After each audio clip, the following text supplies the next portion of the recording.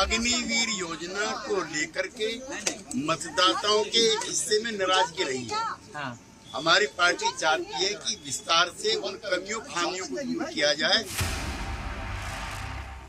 कोशिश है कि 3-4 मंत्रालय, 4 से 5 मंत्रालय हमारे जो है और एक अच्छे मंत्रालय हो इस बार। हलफ बर्दारी नहीं हुई, डिमांड आने लगी है। कोई पार्टनर बता रहा है इतने वजीर ओहदे चाहिए, कोई बता रहा है फला स्कीम में ये खामी है, फला स्कीम में ये खामी है। कोई रियासत को स्पेशल स्टेटस दिलाना चाहता है। एक सीट जीतने वाली पार्टी के लीडर भी अपने एमपी को वजीर बनवाना चाहते हैं। शर्तों की लिस्ट लंबी है, लेकिन इस बार ऐसी ही शर्तों के साथ सरकार चलनी है। एनडीए 3.0 में जिस पार्टी की जितनी ताकत है, उस पार्टी की बार्गेनिंग पावर उतनी ही ज्यादा है और पाला बदलने की कला में जो जितना माहिर है, उसका ध्यान भी उतना ही खींचना है। 12 सीट वाले नीतीश कुमार दिल्ली में ही जमे हैं। सबसे पहले उनकी पार्टी की डिमांड और राय सुन लेते हैं।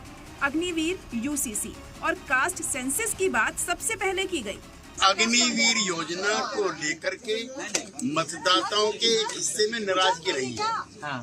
हमारी पार्टी चाहती है कि विस्तार से उन कमियों खामियों को दूर किया जाए। यूनिफॉर्म सिविल कोड पर हम इसके विरुद्ध नहीं है, लेकिन जितने भी स्टेक होल्डर्स हैं उनसे बातचीत करके इसका हल निकाला जाना चाहिए। जातिगत जनगणना समय की मांग है और हम इसको परसू करेंगे। इसके अलावा 12 सीट वाली जेडीयू को 5 मिनिस्ट्री भी चाहिए और मिनिस्ट्री अच्छी भी होनी चाहिए।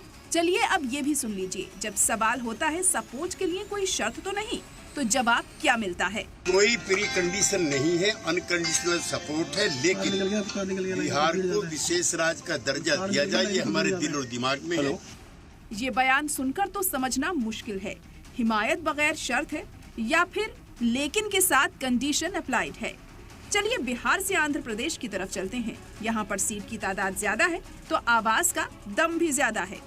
अब तक टीडीपी की तरफ से कैबिनेट में सीट की तादाद को लेकर तो कोई बयान नहीं आया, लेकिन जराये के हवाले से जो खबर मिल रही है उसके मुताबिक टीडीपी 5-6 बड़ी मिनिस्ट्री, स्पीकर का ओहदा और आंध्र प्रदेश को स्पेशल स्टेटस का दर्जा दिलाना चाहती है।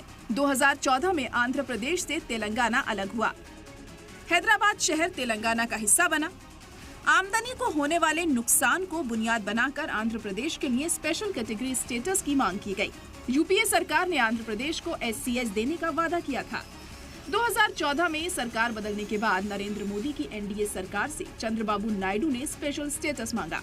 2019 से 2024 तक सीएम रहे जगन मोहन रेड्डी ने भी स्पेशल दर्जे की मांग की। अब चंद्रबाबू नायडू फिर से आंध्र के सीएम बनेंगे और उनकी मांग को ठुकराना आसान नहीं होगा।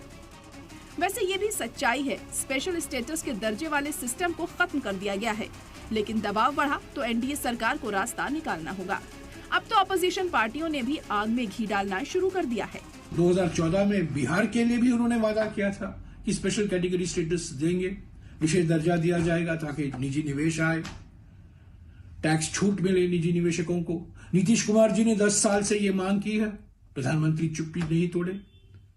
पर अब क्या वो बिहार को भी विशेष दर्जा देंगे?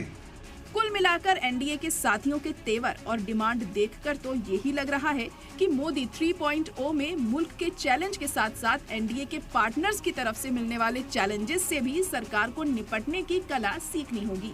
और अब तक अक्सरियत की सरकार चलाने वाले मोदी ये कैसे करेंगे, ये देखना दिलचस्प होगा। ब्यूरो रिपोर्ट, सलाम टीवी।